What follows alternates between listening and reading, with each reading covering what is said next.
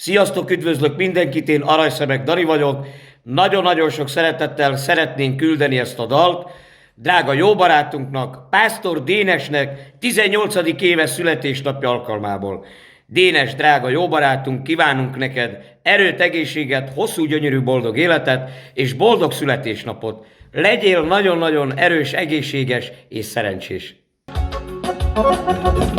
Merre vagy? Hova mész? Mit csinálsz? Meggyötör engemet ez a láz. Gyötör a láz, amikor nem vagy velem. Ha te nélküled élek, én megőrülök érted. Szerelmednek záloga szívemben van bezárva, mert én téged szeretlek, soha el nem engedlek.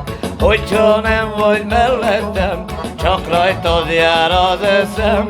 Szeretlek nagyon-nagyon, minden percben hiányzol, mert te hozzám tartozol, minden percben hiányzol.